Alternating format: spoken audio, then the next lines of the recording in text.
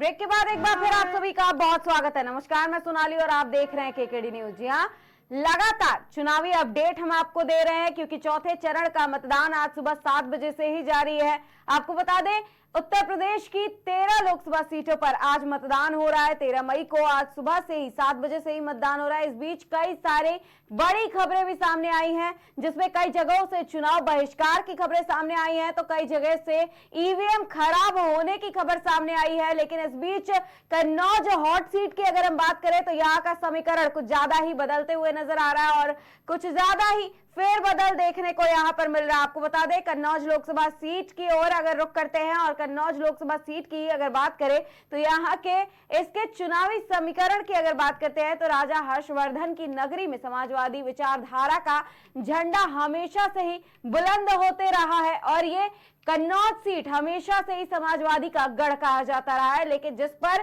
कब्जा करने के लिए 2019 में सुब्रत पाठक आते हैं और उसके बाद समाजवादी पार्टी को हरा करके इस सीट पर कब्जा कर लेते हैं। वही अगर इस संसदीय क्षेत्र की बात करें तो इस संसदीय क्षेत्र में 1967 तक कांग्रेस का दबदबा रहा और राम मनोहर लोहिया ने यहां सभी का रिकॉर्ड तोड़ा और इसके बाद भी लगातार रिकॉर्ड तोड़ते ही रहे। वहीं अगर हम बात करें 1998 की तो वर्ष 1998 से 2014 तक हुए आम चुनाव और उपचुनाव में लगातार सपा ने बाजी मारी और फिर अखिलेश यादव ने हैट्रिक लगाया यहां से। वहीं अगर बात करें अखिलेश यादव की हैट्रिक की और मुख्यमंत्री बनने की तो उनके मुख्यमंत्री बनने पर जब डिंपल यादव को यहां से लड़ाया गया तो वह जीत भी गई और जीतने के बाद वो सांसद भी रही। लेकिन उसके बाद 2019 में एक बार फिर से सत्ता हासिल नहीं कर पाई समाजवादी पार्टी और 2019 में इस सीट को हार गई थी समाजवादी पार्टी। और इसके बाद की अगर बात करें तो इसके बाद यानी कि 2019 के चुनाव में भाजपा ने इस सीट पर कब्जा जमाया और सुब्रत पाठक यहां से सांसद बने। अब बता दें, इन सभी विधानसभा और विकास और स्थानीय मुद्दे कन्नौज के अगर बात करते हैं तो कन्नौज में 3 विधानसभा सीट है। कन्नौज सदर, छिबरामऊ और तिरवा, ये सीटें सभी कन्नौज के क्षेत्र में आती है। एक सीट कानपुर देहात की रसूलाबाद है और एक सीट औरैया की बिधुना है। अब कन्नौज सदर की अगर बात करें तो कन्नौज में सदर पर सपा और बाकी दोनों सीटों पर भाजपा का कब्जा है। तो अगर हम बात करें तीसरी बार यानी कि प्रधानमंत्री नरेंद्र मोदी के हैट्रिक की और देश की जनता की साथ ही कन्नौज की जनता की कि कन्नौज की जनता प्रधानमंत्री नरेंद्र मोदी को कितना समर्थन देती है, साथ ही कन्नौज में साक्षी महाराज को कितना समर्थन मिल पाता है। और इसी के साथ अगर हम बात करें बाकी के अन्य सीटों की अगर हम बात करते हैं तो वहां पर कई बड़े चेहरे हैं मैदान में, वहां से किनको बढ़त मिल पाती है क्योंकि हमेशा से सियासी समीकरण की अगर बात की जाती है तो डिंपल यादव की अगर हम बात करें तो डिंपल यादव लगातार जनसभा को संबोधित कर रही है, कन्नौज पहुंच रही है अपने गढ़ में और कन्नौज पहुंच करके वो जनसभा को संबोधित करने के साथ साथ लुभाने की भी पूरी कोशिश की गई। वहीं अगर अखिलेश यादव की बेटी अदिति की बात करें तो वो भी लगातार लोगों को लुभाने की, जनता को लुभाने के प्रयास में रही। तो देखना यह है कि आखिर 4 जून को क्या होता है और शाम तक मतदान में क्या कुछ होता है। लेकिन इस बीच कई बड़ी खबरें सामने आई हैं जिसमें चुनाव बहिष्कार किया गया, ईवीएम खराब होने की बात कही गई। तो इन सभी मुद्दों पर और अधिक चर्चा करने के लिए हमारे साथ मेहमान जुड़ गए हैं। आपको बता दें, भाजपा से हमारे साथ दिनेश भाटी जी हैं और कांग्रेस से हमारे साथ मिराजुद्दीन जी हैं और हमारे साथ एक और मेहमान मौजूद है सपा से जैनुल अख्तर जी। तो आप सभी मेहमानों का हमारे शो चुनावी चक्रव्यूह में बहुत स्वागत है। हमारा पहला सवाल दिनेश जी आपसे है, लगातार विपक्ष द्वारा ईवीएम खराब होने के आरोप लगाए जा रहे थे। चुनाव से पहले भी ईवीएम खराब होने के कई सारे आरोप लगाए गए, साथ ही बैलेट पेपर से चुनाव कराने की डिमांड भी कई बार की गई और यह भी कहा गया कि इस बार सत्ताधारी पार्टी फिर से फेरबदल करने की कोशिश करेगी। और कहीं ना कहीं 3 चरण के मतदान बीत चुके, चौथे चरण का आज मतदान चल रहा है। इस बीच कई जगहों से बड़ी खबरें सामने आई जहां ईवीएम खराब हुई। तो क्या वाकई में विपक्ष को एक और मौका दिया जा रहा है? ये सारी चीजें, ये सारी घटनाएं जो घटित हो रही हैं इनके द्वारा। जी दिनेश जी, आपको हमारी आवाज नमस्कार। जी बताइए। जी सभी को नमस्कार। देखिए, ये हार का ठेकेदार किसके ऊपर फोड़ना है, इसकी पूर्व से ही अपना मानस बना रहे हैं कि हमें इनको हार तो पक्की है और इनकी हार का ठेकेदार अभी से ईवीएम पे फोड़ने के लिए ईवीएम को बदनाम कर रहे हैं।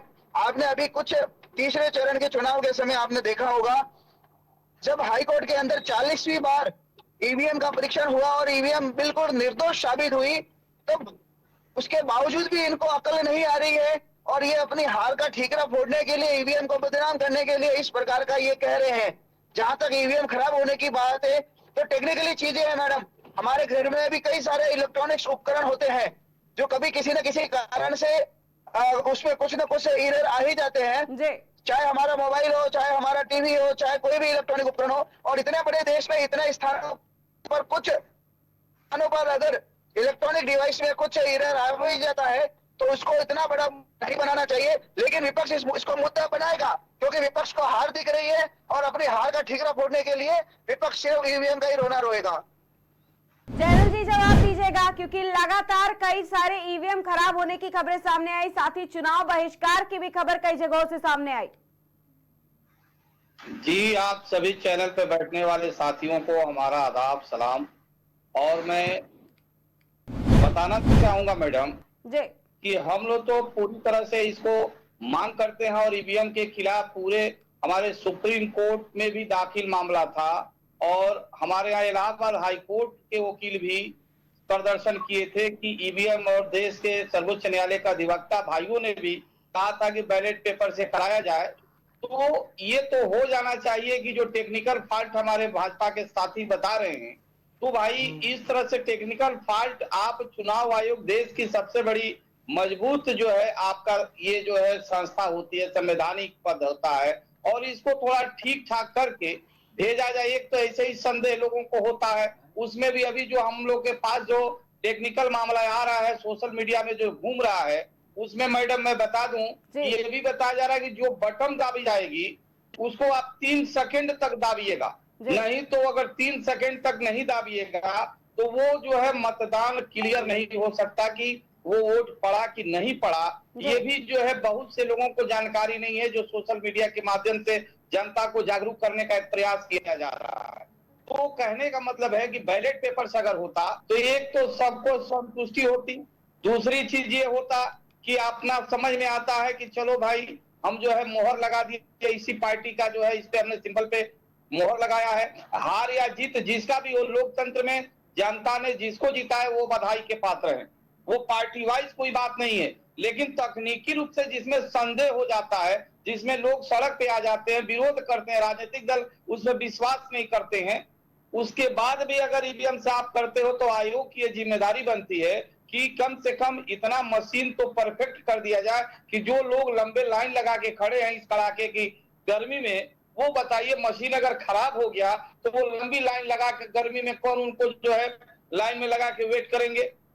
किसी को इतनी जबरदस्त गर्मी है, धूप है आज कि जो है वो जो है बेचारे गर्मी से बेहोश होकर गिर जाएंगे। तो ये सवाल मेराजुद्दीन जी से कर लेते हैं। है इनको जो है तकनीकी रूप से बेहतर काम करना चाहिए, जनता का विश्वास जीतना चाहिए। जानूलखतर जी, एक सवाल मेराजुद्दीन जी से हम कर लेते हैं। मेराजुद्दीन जी, हमारा सवाल ये है कि प्रधानमंत्री नरेंद्र मोदी ने आज एक बार फिर से कांग्रेस पर हमला बोला है। उन्होंने कहा कि उन्होंने लगातार अगर हम बात कर ले तो बयान को लेकर के लगातार कांग्रेस पर निशाना साधा है। उन्होंने कहा कि अगर पाकिस्तान ने चूड़ियां नहीं पहनी है तो पहना देंगे। फारूक अब्दुल्ला के बयान को घेरते हुए उन्होंने कहा और साथ ही कांग्रेस पर भी निशाना साधा। तो क्या वाकई में कांग्रेस बार बार जो समर्थन दे रही है पाकिस्तान को और इस तरह के बयानों को, क्या वाकई में सत्य है? और प्रधानमंत्री नरेंद्र मोदी ने अगर ऐसा कुछ बयान दिया है तो क्या कुछ एक्शन लिया जाना है?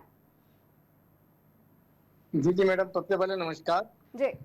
ये जो माननीय प्रधानमंत्री जी और जो भाजपा सरकार है, ये इनके पास कोई मुद्दे तो होते नहीं है, ये सिर्फ बातों में चुनाव लड़ते हैं। पाकिस्तान दिखता है और आतंकवाद दिखता है और इनको कोई दिखता नहीं है। तो बगैर इन मुद्दों के हटके ये चुनाव नहीं लड़ सकते हैं। कांग्रेस को बदनाम करने की साजिश करते हैं। इनके पास अगर कोई मुद्दा होता तो ये चुनाव लड़ते हैं। ये राम मंदिर, कभी पाकिस्तान मुद्दा, कभी आतंकवाद का मुद्दा, बस यही मुद्दे चलाते रहते हैं। कभी बेरोजगारी पे बात नहीं करते हैं, कभी देश की समस्याओं पे बात नहीं करते हैं, कभी आर्थिक स्थिति पे बात नहीं करते हैं। ये तो आपको दिख रहा है। जी दिनेश जी, जवाब दीजिएगा। हमेशा से ही केवल पाकिस्तान की बात करके, केवल सनातन धर्म की और राम मंदिर की बात करके और केवल विपक्ष पर निशाना साध के मुद्दे से भटकाने का काम करती है भारतीय जनता पार्टी। बेरोजगारी के मुद्दे पर कभी ध्यान नहीं देती, साथ ही नौजवानों के मुद्दे पर कभी ध्यान नहीं देती। जी दिनेश जी। मैडम देखिए, राम मंदिर का जो मुद्दा था इतने वर्षों से, उसको तो हल कर दिया है भाजपा ने। वहां पे जी भव्य मंदिर बन गया है, प्राण प्रतिष्ठा हो गई है, तो अब तो ये मुद्दा रहा ही नहीं। इस मुद्दे को तो भाजपा ने ही खत्म कर दिया। तो इस प्रकार से ये कांग्रेस वाले चिल्ला चिल्ला के कह रहे हैं कि राम मंदिर का मुद्दा, अरे राम मंदिर का मुद्दा तो समाप्त हो गया, अब वहां प्रभु राम विराजमान हो गए हैं। रही बात बेरोजगारी की, तो वर्तमान के अंदर देश में सबसे कम बेरोजगारी की दर है। और आप आज देख लीजिए, देश के अंदर इतना इंफ्रास्ट्रक्चर हो रहा है, इतने एयरपोर्ट्स बन रहे हैं, इतने सारे विकास के काम हो रहे, तो बिना क्या लोगों को रोजगार बिना बिना मिले ये काम हो रहे हैं क्या? आज इतने बड़े बड़े प्रोजेक्ट चल रहे हैं, इतने रोड बन रहे हैं, इतने पुल बन रहे हैं, इतने एयरपोर्ट्स बन रहे हैं, इतने इंडस्ट्रीज, उनमें लेबर की आवश्यकता नहीं रहती क्या? उसमें इंजीनियर की आवश्यकता नहीं रहती क्या? उसमें मैनेजर की आवश्यकता नहीं रहती क्या? इस प्रकार से उनको रोजगार नहीं मिल रहे क्या? कांग्रेस की एक ही परिभाषा है, सरकारी नौकरी को ही मात्र रोजगार मानना। हर किसी को सरकारी नौकरी दे नहीं सकते, हर किसी को सरकारी नौकरी मिलती नहीं है, लेकिन जो अन्य अन्य क्षेत्र हैं उसमें जो काम हो रहा है और उसमें जो लोगों को रोजगार मिल रहा है वो उनको नहीं दिखाई देगा। मेराजुद्दीन जी जवाब दीजिएगा कि क्या इन सभी सेक्टर्स में, और जब एयरपोर्ट बनाए जा रहे हैं तो वहां पर क्या लोगों को काम नहीं मिल रहा है, क्या रोजगार नहीं मिल रहा है? क्योंकि राहुल गांधी तो कह रहे हैं कि देश में केवल प्रधानमंत्री पकौड़े बनाने और पकौड़े बेचने वालों को तैयार कर रहे हैं और केवल इसी तरह के स्वरोजगार को देना चाहते हैं। पहले दिनेश जी आप इस पे जवाब दीजिएगा, उसके बाद मेराजुद्दीन जी। मेराजुद्दीन जी जवाब दीजिएगा। जानू अख्तर जी आप जवाब दीजिएगा। देखिए मैडम, जो भारतीय जनता पार्टी के हमारे प्रवक्ता और भारतीय जनता पार्टी के माननीय जो है देश के जो भी बड़े नेता हैं, अगर वो रोजगार किसको कहा जाता है पहले समझ लेना चाहिए, परिभाषा समझना चाहिए। रोजगार और जीविका में अंतर होता है। पकौड़ा तलना जीविका होता है, रोजगार वो नहीं होता है। आप कौन सा पकौड़ा ग्रेजुएट लड़का करके ये लोग राय देते हैं। बड़ी अफसोस की बात है, बड़ी शर्म की बात है कि जिन बच्चों को हम लोग बीए एमए यूनिवर्सिटी में पढ़ाते हैं, बीटेक कराते हैं, बायोटेक कराते हैं, मेडिकल पढ़ाते हैं, लॉ पढ़ाते हैं, उन बच्चों को हम हिदायत देते हैं कि जो रोजगार नहीं मिल रहा है, नौकरी नहीं मिल रही है, तो पकौड़ा तलना सीखो। ये कितनी बड़ी शर्म की बात है। कोई बाल बच्चा अपने पढ़ाने का उद्देश्य उसका क्या पकौड़ा तलना होता है क्या? ये माननीय जो भी नेताजी लोग बयान देते हैं, अपने लड़के को पकौड़ा तलने का दुकान खुलवा देंगे? अगर वो खुलवा देते हैं अपने लड़कों से, तो हम लोग भी अपने लोगों से कहेंगे कि चलो भाई पढ़ने की जरूरत नहीं है, पकौड़ा तलो। ये जीविका होता है, ये रोजगार नहीं है। रोजगार उसको कहा जाता है जिसमें आपने पढ़ाई किया, पढ़ाई के दम पे, उसके काबिलियत पे आपको नौकरी मिले। और नौकरी केवल जैसे भी भाई साहब बता रहे थे कि सरकारी नौकरी को ही नौकरी माना जाए, ऐसा नहीं है।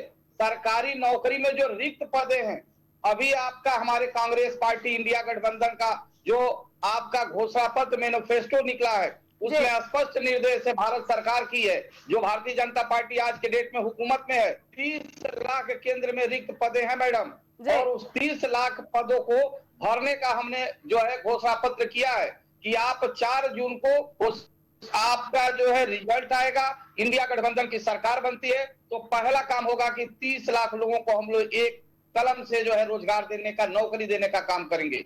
तो आप देने का बात करो यार, जो रिक्त है। मैं नहीं चाहता हूं कि आप नया नया चीज लाओ। तो क्या गठबंधन आएगी जानू अख्तर जी? तो क्या गठबंधन आएगी? और सपा की अगर सरकार आती है, गठबंधन आती है, तो इन सभी रिक्त पदों को भरने का काम किया जाएगा।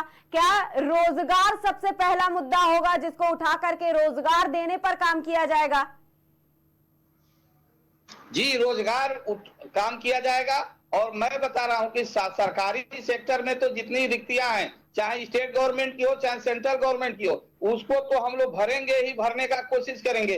इसके अलावा प्राइवेट सेक्टर में मैडम आपसे बता दें, हमारे देवरिया जिले में चीनी मिल है, बहुत ज्यादा चीनी मिल है यहाँ पे। इसको जो कहा जाता था कि ये चीनी जो है चीनी का कटोरा बोला जाता था, तो यहाँ पे हम लोग जो है देवरिया में मैनिफेस्टो में हमारे है जिले की, कि उसमें जो है हम लोग गन्ने का रिसर्च सेंटर खोलेंगे। उसके जो है आपका वहां पे उससे संबंधित जो है रोजगार फैक्ट्रियां खोली जाएंगी, जिससे स्थानीय स्तर पे लोगों को रोजगार मिलेगा। जैसे हमारे भाटपार में इलाका है जो सलेमपुर देवरिया जिला का जनपद का एक तहसील है, वहां हल्दी का जो है उत्पादन होता है। उस हल्दी के बारे में जो है वहां पे इंडस्ट्रियल लगाया जाएगा। जो हल्दी जो है यहाँ पे बोया जाता है उसको एक पैकिंग जो आपका बड़े बड़े कंपनी वाले जो है आपका बाहर भेजते हैं, दिल्ली, बंबई, कलकत्ता से बन के आता है, वो यहीं पे हम फैक्ट्री लगाएंगे और यहीं पे वो रोजगार होगा। यहीं के लोगों को, स्थानीय स्तर के लोगों को नौकरी मिलेगी, रोजगार मिलेगा। वो अपने बाल परिवार के साथ अपनी फैक्ट्री में काम करेंगे, घर जाएंगे। तो जो हमारे इलाके में जहां जहां जो चीजें उत्पादन होती है उससे संबंधित यहाँ पे फैक्ट्री खोलने का हमारे मैनिफेस्टो में है। इस तरह जी, से आपके रोजगार मिलेंगे, मैनिफेस्टो में व्यवस्था होनी फैक्ट्री चाहिए। खोलने का तो अगर है, ये लेकिन जिन परिवर्तन योजनाओं को आप बंद करने के बारे में सोच रहे हैं उनके बारे में क्या कुछ कहेंगे जैनुल अख्तर जी? किसको? आप अपने मैनिफेस्टो की बात कर रहे हैं, मैनिफेस्टो में फैक्ट्री खोलने की तो बात कर रहे हैं, लेकिन उस अग्निवीर योजना की भी बात करिए जिसको आप बंद करने की बात कर रहे हैं, और इसके अल्टरनेटिव पर जी। अभी तक बात नहीं की गई है कि इसका अल्टरनेटिव क्या लेकर के आएगी गठबंधन। अग्निवीर का हमने घोषणा हमारे मैनिफेस्टो है मैडम कि अग्निवीर की समाप्ति की जाएगी। 4 साल की नौकरी नहीं होगी, हम जो नौकरी देंगे उसका पेमेंट भी 1 लाख होगा और दूसरा चीज परमानेंट होगा। सबको सरकारी पेंशन मिलेगा। जो इन्होंने माननीय अटल बिहारी वाजपेयी की सरकार जब थी तो पेंशन खत्म कर दिया गया 99 में। उसके बाद से माननीय मोदी जी आए तो रोजगार खत्म कर दिए, नौकरियां बंद कर दी। सरकारी जितने आरक्षण मिलते थे पिछड़े दलित के लोगों को उन्होंने जो है निजीकरण कर दिया, निजीकरण करके सबको जो है आरक्षण से वंचित कर दिया। तो ये सारी चीजें की हम आरक्षण के व्यवस्था के अनुसार, संवैधानिक व्यवस्था जो अधिकार पिछड़े अकलियत दलित को मिला है उसके अनुसार हम सरकारी नौकरियां देंगे, उनको पेंशन देंगे, उनके बुढ़ापे की भी चिंता की जाएगी, उनको रोजगार हम देने का काम करेंगे। जो जितना शिक्षा लेगा उसके अनुसार हम कंपटीशन कराएंगे।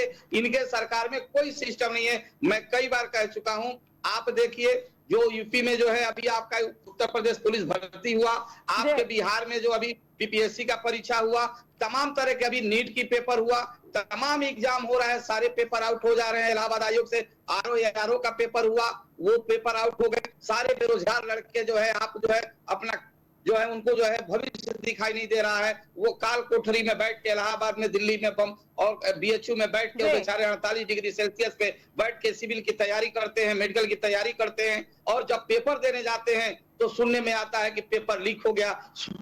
आप सोच सकते हैं कि उसके माँ बाप और उस बच्चे के ऊपर क्या गुजरता होगा जो परीक्षा 2 साल, 4 साल, 5 साल, 10 साल से लगातार तैयारी कर रहा है और परीक्षा के समय पेपर लीक हो जाता है। ये कितनी बड़ी आप सरकार एकदम विफल है। जैनुल जी, एक सवाल मेराजुद्दीन जी से करने दीजिए।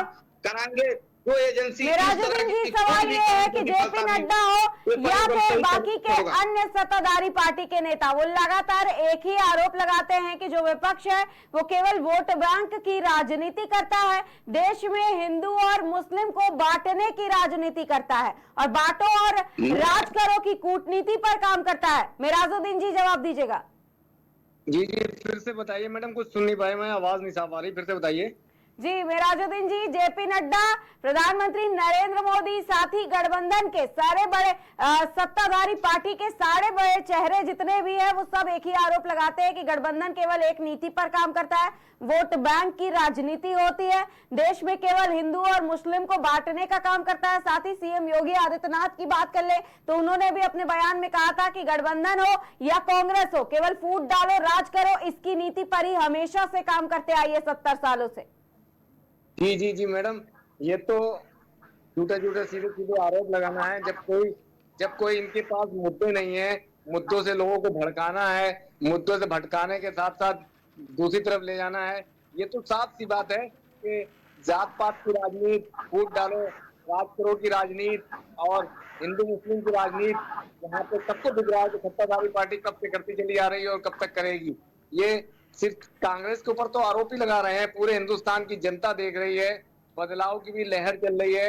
यहाँ पे ये भी दिख रहा है कि एक तो इन्होंने उस तरीके के बयान, इनके पास अब कुछ नहीं बचे हैं, तो ये कुछ तरीके के बयान लाके जनता को भड़काना चाह रहे हैं, भटकाना चाह रहे हैं मुद्दों से। लेकिन अगर जेपी नड्डा के बयान की एक बार फिर से बात करें तो जैनुल अख्तर जी, उन्होंने ये भी कहा कि देश में पहले गुंडा राज था, यानी कि साफ साफ उन्होंने सपा पर निशाना साधा, साथ ही गठबंधन पर निशाना साधा और ये भी कहा कि राजनीति नहीं होती थी, गंदी राजनीति होती थी देश में। गुंडे तो सब वॉशिंग मशीन में साफ होके सब भाजपा ज्वाइन कर लिया तो गुंडा राज कहां से बचेगा मैडम? जब चौकीदारी चोर है, और जब चौकीदारी चोर के हाथ में दे दी जाएगी तो वो कहाँ से फिर गुंडा राज बचेगा। तो यानी कि आप इस बात को मान भी रहे हैं, आपके गठबंधन के साथी इस बात को मान रहे हैं जानू लखतर जी कि पहले वाकई में गुंडों की सरकार चलाई जाती थी, गुंडा राज था, और जिनको अब वॉशिंग मशीन में धोने का काम किया गया है। जानू लखतर जी जवाब दीजिएगा। ऐसा नहीं है मैडम, कभी भी गुंडा आप राज नहीं अपनी रहा है। बातों को खुद ही सत्य साबित कर रहे हैं। अभी अभी मेराजुद्दीन जी ने कहा है कि गुंडों की सरकार थी और गुंडों का राज अगर चलता था तो अब उनको वॉशिंग मशीन में धो दिया गया है। तो आप सत्य बता दीजिए ना कहीं आप अपनी बातों को खुद ही सत्य साबित कर रहे हैं। भारत सरकार में जितना महिला फिर मैं जवाब देता हूँ। जी जी बताइए। मैडम, मेरे कहने का मतलब है कभी गुंडा राज नहीं रहा देश में, जी और ये एक बड़ी विडंबना है। जी आप बोल ये लीजिए, देश उसके बाद हम बताते हैं। हमारी आवाज सुनाई दे रही है जी मैडम? जी जी बताइए। गुंडा राज कभी नहीं रहा है। ये लोग कतई नहीं चाहते हैं कि पिछड़े दलित की सरकार बने, पिछड़े वर्ग के नेता जो है मुख्यमंत्री बने, और ये लोग जो है अपने कायदे से रोजगार मिले। सारे लोग ये ले जाना चाहते हैं। आज से जो है 50 साल पहले, 70 साल पहले, देश के आजादी के समय, 200 बरस पहले। आज जो है लोकतंत्र में हम विश्वास करते हैं। लोकतंत्र की देन है कि एक सामान्य घर का आपका जो है एक जो है परिवार का एक सदस्य जो होता है वो देश के सबसे सर्वोच्च पद पे भी पहुंच जाता है। ऐसा कतई नहीं रहा गुंडा राज। देश में लोकतांत्रिक ढंग से हमारी व्यवस्था चलती है। हम जब बैठेंगे आप जो है तो हमको गुंडा कहेंगे, और आप वो काम करेंगे तो उसको आप क्या कहेंगे? जानू लखतर जी, कभी देश भी- की जनता भी तो यही कहती है, केवल ये सत्ताधारी पार्टी थोड़ी कहती है, देश की जनता कहती है। अरे उत्तर जनता- प्रदेश की नहीं, जनता नहीं, कहती है, जिसे आप सबसे बड़ा सूबा कहते हैं, उसकी जनता कहती है कि पहले देश में और पहले केवल प्रदेश में गुंडों की सरकार चलती थी, जहां महिलाओं को उनके घर से खींच लिया जाता था, जिस पर ना कोई कार्रवाई होती थी और ना ही उन गुंडों को कभी जेल में डाला जाता था, क्योंकि प्रशासन भी केवल इसीलिए काम करता था। ऐसा नहीं है मैडम।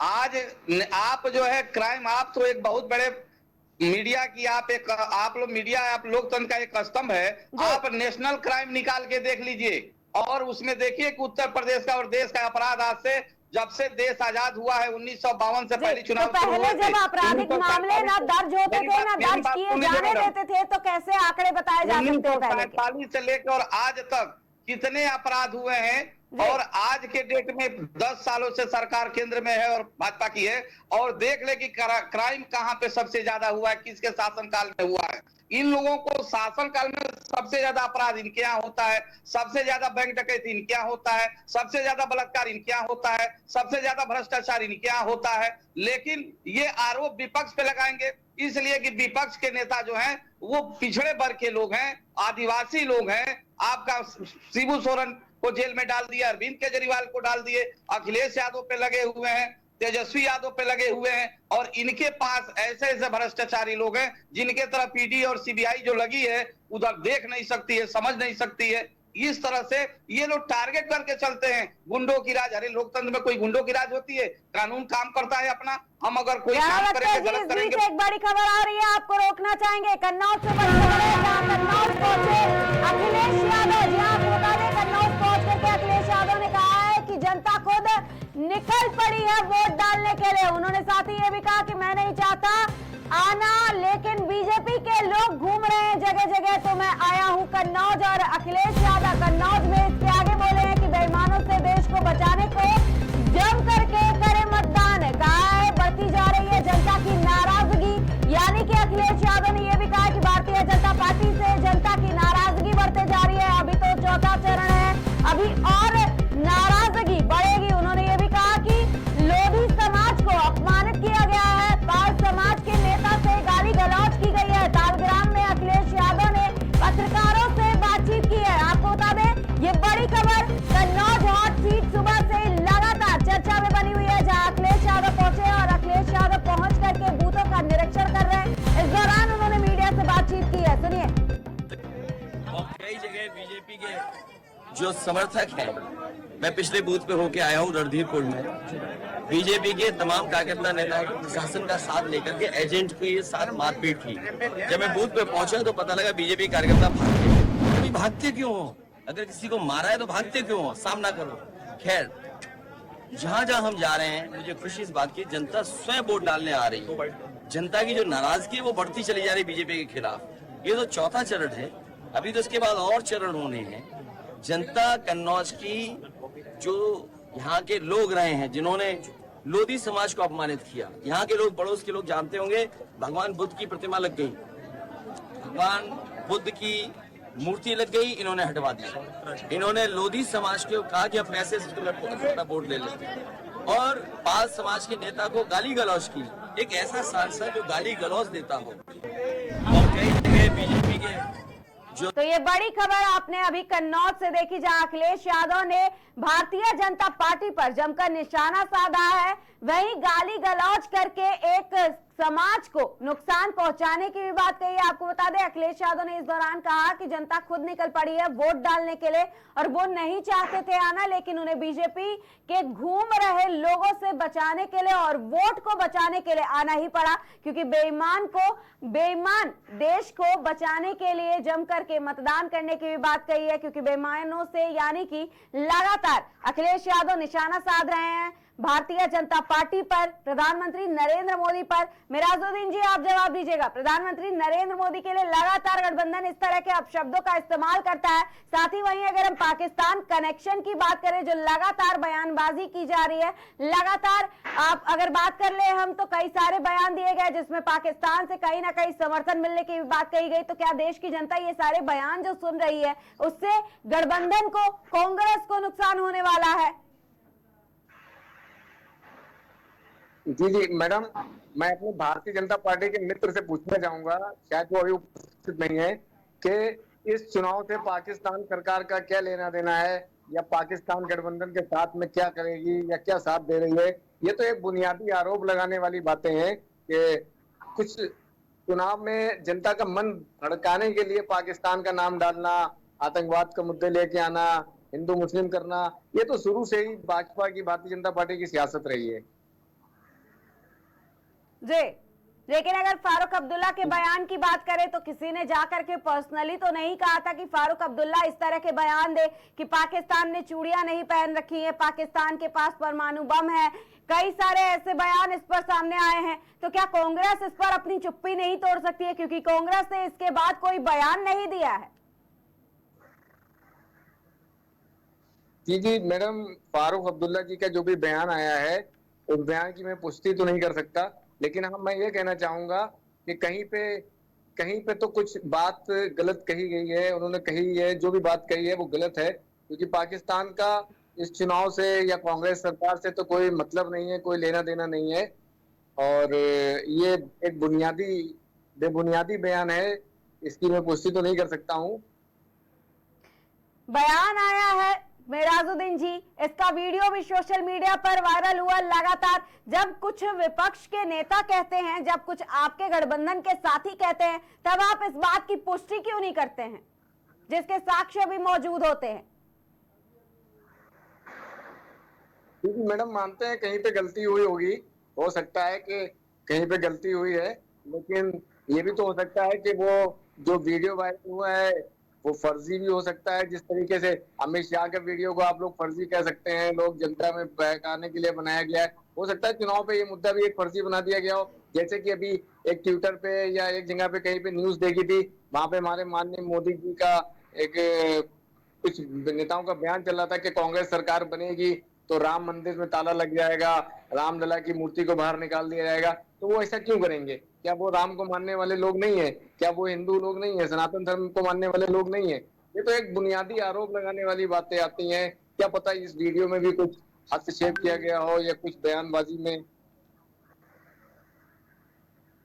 आपने अमित शाह के द्वारा दिए गए और उनके वीडियो जो वायरल हुए उनकी बात तो कर दी, लेकिन उन वीडियो की पुष्टि नहीं करते हैं, और वो नेता खुद सामने निकल करके आए इस बात को बताने के लिए, इसका जिक्र नहीं किया। क्योंकि हमने कभी राहुल गांधी को नहीं सुना जब उन्होंने ये कहा हो कि फारूक अब्दुल्ला ने गलत कह दिया, या इस वीडियो की अब पुष्टि नहीं करते हैं, फारूक अब्दुल्ला खुद ही निकल करके सामने आए हो इस बात को बताने के लिए कि ये वीडियो गलत है और हमने ऐसा कुछ नहीं कहा है। प्रधानमंत्री लगातार उन पर निशाना साध रहे हैं कि पाकिस्तान ने अगर चूड़ियां साड़ियां नहीं पहनी है तो हम पहना देंगे।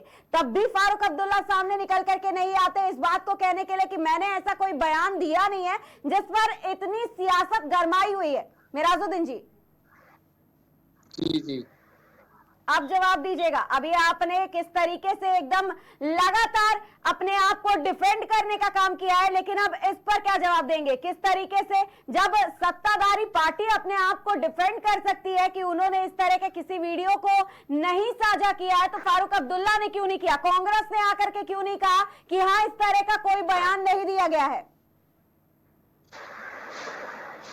मैडम, इस बयान के बारे में कोई पुष्टि नहीं हो पाएगी मेरे पास, क्योंकि अभी तरीके से इसकी पुख्ता जानकारी में मैं नहीं हूँ और मैंने इसके बारे में भी ज्यादा जानकारी नहीं की है।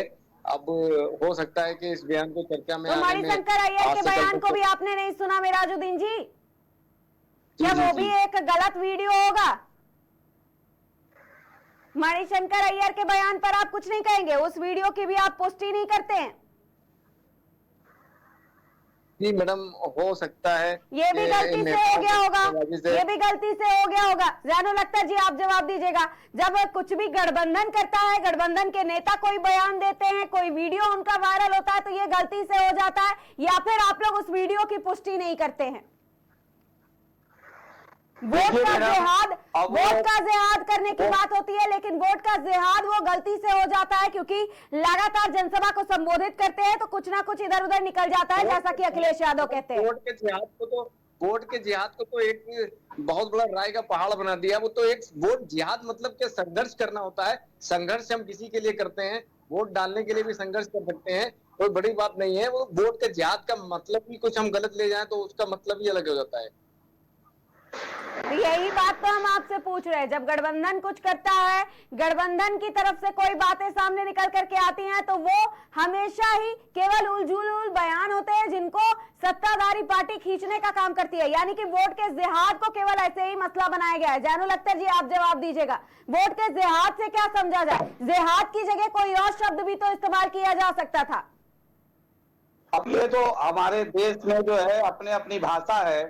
माननीय प्रधानमंत्री जी हमारे राहुल गांधी जी को शहजादे बोलते हैं, बिहार में जाते हैं तो तेजस्वी यादव को शहजादे बोलते हैं, तो किसी के बोलने पे तो रोक सकते नहीं है हम। जिसको जो भाषा आता है, शहजादे बोल करके, जैनुल अख्तर जी शहजादा बोल करके संबोधित करना, अब किसी को किसी अच्छी चीज को बोल करके, अच्छी चीज लेकर के संबोधित करना, ये कहाँ से गलत हो गया? शहजादे में और जिहाद में और शहजादे में आपको डिफरेंस नहीं समझ आया?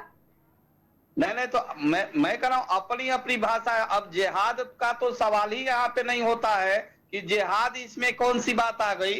यहाँ पे जिहाद थोड़ी, जिहाद माने लड़ाई होता है, संघर्ष होता है। यहाँ पे लोकतांत्रिक ढंग से हम चुनाव लड़ते हैं और तो मारिया आलम का ही तो ये बयान है, मारिया आलम का ही तो ये बयान है ना जैनुल अख्तर जी, जब वो कह रही है कि वोट का जिहाद करेंगे, इस बार सत्ताधारी पार्टी को धीरे धीरे करके मारने का काम करेंगे और उन्हें बता देंगे कि वोट के जिहाद में कितनी ताकत है। ये आपके ही गठबंधन के नेता का जवाब है, मारिया आलम का जवाब है। मिराजुद्दीन जी आप तो बेहतर तरीके से जानते होंगे, इस बयान को भी आपने सुना होगा, कई बार सुना होगा, आप जवाब दीजिएगा। जी ये बयान मारिया आलम जी ने दिया है, इज़हार आलम खान साहब की भतीजी ने जो भी बयान दिया था, कायमगंज विधानसभा में ये बयान दिया गया है।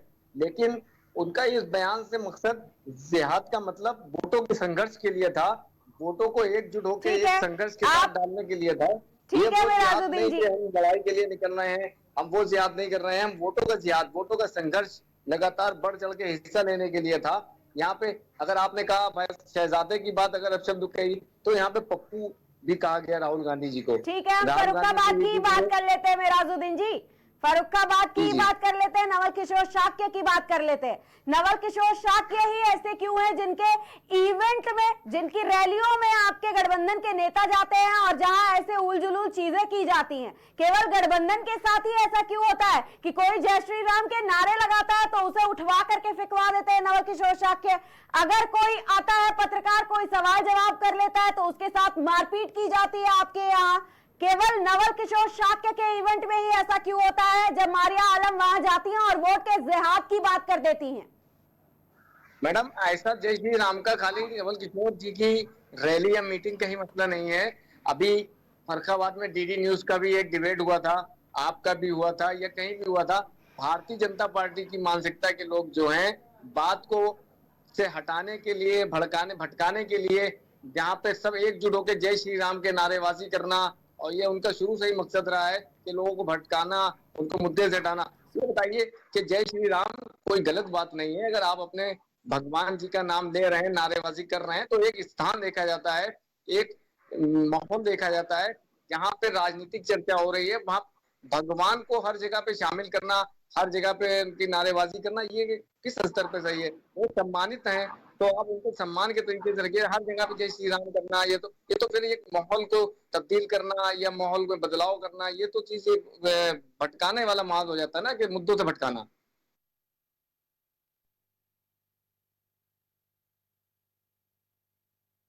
हेलो हेलो जी जी मैडम, आवाज मेराजुद्दीन नहीं आ रही? जी, आपकी आवाज सुनी हमने और आपकी बातें भी सारी सुनी हमने, लेकिन हम केवल नवल किशोर शाक्य के इवेंट की बात कर रहे हैं कि वहीं पे गठबंधन के साथ ऐसा क्यों होता है। और इस चीज पर, इस वीडियो पर आप क्या कहेंगे? इस वीडियो की भी पुष्टि नहीं करते जिसमें नवल किशोर शाक्य खुद सामने नजर आ रहे हैं, ये कहते हुए भी नजर आ रहे हैं कि जय श्री राम का नारा लगाया, इनको उठवा के बाहर फेंकवा दो, बाहर करो इसे। आपने पत्रकार के साथ की गई अभद्रता की बातें तो कह दी। कई जगह गठबंधन के साथ में अगर अखिलेश जी शिवाजी की मूर्ति पर माल्यार्पण करते हैं या किसी मंदिर में जाते हैं तो उसको शुद्धिकरण के लिए धुलवाया जा रहा है। यहाँ पे कई जगह पे गठबंधन के साथ भेदभाव हो रहा है। कन्नौज में कई बूथों की अभी खबर लगी थी कि मुस्लिम बूथों पे या कई भाजपा के वोट नहीं डालने दे रहे हैं, बढ़ चढ़ के शासन भी उनके साथ में है।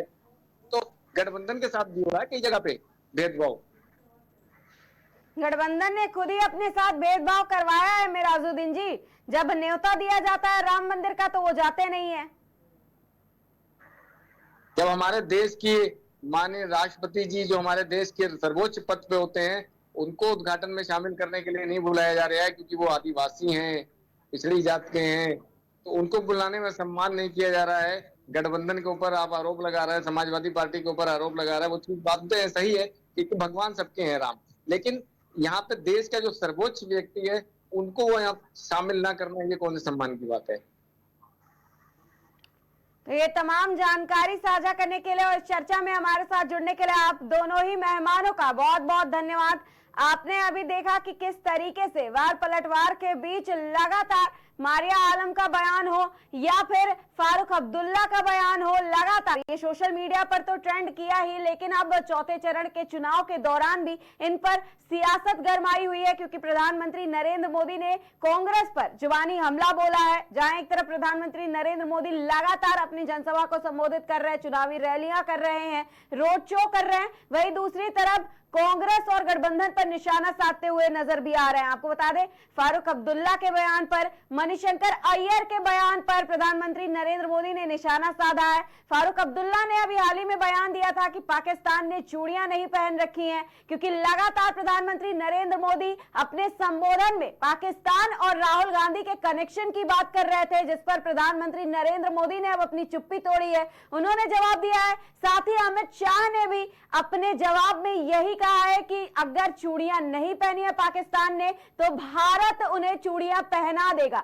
वहीं लगातार इस चीज की भी बात की जा रही है कि देश में हिंदू मुस्लिम के नाम पर राजनीति की जा रही है, हिंदू मुस्लिम को बांटने की कोशिश की जा रही है और हिंदू मुस्लिम के नाम पर ही चुनाव जीतने की कोशिश की जा रही है। लेकिन गठबंधन केवल इस चीज का आरोप लगाता आ रहा है भारतीय जनता पार्टी पर, वहीं गठबंधन भी कहीं ना कहीं यही करता हुआ नजर आ रहा है। गठबंधन भी लगातार केवल हिंदू मुस्लिम की राजनीति करते हुए आए हैं और साथ ही देश को बांटने की भी कोशिश की जा रही है। ऐसा सीएम योगी आदित्यनाथ का बयान है कि हमेशा से ही गठबंधन हो या कांग्रेस हो, 60-70 साल राज्य करने के बाद केवल इतना ही किया गया है कि फूट डालो राज करो और इसकी राजनीति और नीति के साथ देश में राज करने का काम किया गया है। लेकिन अब यानी कि भारतीय जनता पार्टी इस चीज को नहीं करने देगी, गठबंधन को, कांग्रेस को, और ना ही उन्हें सत्ता में वापस आने देगी और सत्ता में आकर के देश को खोखला करने देगी और हिंदू मुस्लिम के नाम पर राजनीति करने देगी। साथ ही धर्म और सनातन धर्म के नाम पर राजनीति करने देगी। तो भारतीय जनता पार्टी का ये बड़ा दावा, साथ ही 400 पार के दावे पर भी लगातार सुबह 7 बजे से ही मतदान जारी है। यूपी की 13 सीटों पर मतदान हो रहा है। वहीं अगर बात करें तो 10 राज्यों के 96 सीटों पर सुबह 7 बजे से 13 मई को यानी कि आज सोमवार को मतदान जारी है। इस बीच कई बड़ी खबरें भी सामने आई हैं, जहां लगातार कन्नौज हॉट सीट से भी बड़ी खबर सामने आई। कन्नौज हॉट सीट पर की अगर बात करें तो कन्नौज में 2019 की सीट पर यानी कि सांसद की सीट पर कब्जा किया था सुब्रत पाठक ने। कन्नौज हमेशा से ही समाजवादी पार्टी का गढ़ कहा जाता रहा है, विरासत कही जाती रही है, लेकिन इस विरासत पर कब्जा करने का काम किया गया और इस बार भी आज भी कन्नौज सीट पर मतदान हो रहा है। कन्नौज सीट सुबह से ही चर्चा में बनी हुई है, क्योंकि सुबह सबसे पहले यहाँ ईवीएम खराब होने की खबर आती है, उसके बाद सपा कार्यकर्ता के समर्थन में और समाजवादी पार्टी के समर्थन में सिपाही द्वारा वोट करवाने की लगातार जो खबर सामने आई, ये बड़ा आरोप भी लगा। वहीं भाजपा विधायक द्वारा एक वीडियो भी सामने आया, जहां भाजपा विधायक लोगों को धमकाते हुए नजर आ रहे हैं और पुलिस को धमकाते हुए नजर आ रहे हैं। तो ये वीडियो भी सामने आई। इस बीच चुनाव बहिष्कार की खबर भी सामने आई कन्नौज से, साथ ही कई ऐसी बड़ी खबरें सामने आई हैं, जहां हरदोई से भी चुनाव बहिष्कार की खबर सामने आई, कानपुर देहात से भी चुनाव बहिष्कार की खबर सामने आई। तो सवाल ये उठता है कि भारतीय जनता पार्टी, जहां एक तरफ देश की जनता और प्रदेश की जनता ये कह रही है कि वोट नहीं, काम नहीं तो वोट नहीं और रोड नहीं तो वोट नहीं, इसके नारे के साथ लगातार चुनाव बहिष्कार कर रही है, तो इसके बाद भी 400 पार का दावा कैसे किया जा रहा है और 400 पार की बातें कैसे की जा रही है लगातार, और 400 पार के दावे के साथ इतने ज्यादा हुंकार भरते हुए नेता क्यों नजर आ रहे हैं और कैसे, आखिर कौन से ऐसी राज है जिसके पीछे 400 पार का दावा किया जा रहा है, जैसा कि विपक्ष हमेशा से ही सवाल उठाता रहा है। वहीं अखिलेश यादव की अगर बात करें तो अखिलेश यादव कन्नौज पहुंचे हैं, जहां उन्होंने बूथों का निरीक्षण किया है, क्योंकि लगातार आरोप लग रहा था कि भाजपा के विधायक हो या भाजपा के कार्यकर्ता हो, वो लोगों को अपने समर्थन में वोट डालने के लिए जगह जगह पर घूम रहे हैं और लोगों से अपील कर रहे हैं कि उनके लिए वोट डाला जाए, साथ ही उन्हें डरा धमका भी रहे। तो इसको निरीक्षण करने के लिए अखिलेश यादव कन्नौज पहुंचे और जहां उन्होंने बूथों का निरीक्षण भी किया, साथ ही पत्रकारों से बातचीत भी की और पत्रकारों से बातचीत करके भारतीय जनता पार्टी को 400 के दावे को फेल करने की बात भी कही, साथ ही कई सारे और अपडेट्स भी दिए। तो चुनाव के हर एक अपडेट पर हमारी खास नजर रहेगी। फिलहाल के लिए देखते रहिए केकेडी न्यूज, लेते हैं एक छोटा सा ब्रेक। हर मुद्दे पर होगी बहस, हर सवाल का मिलेगा जवाब।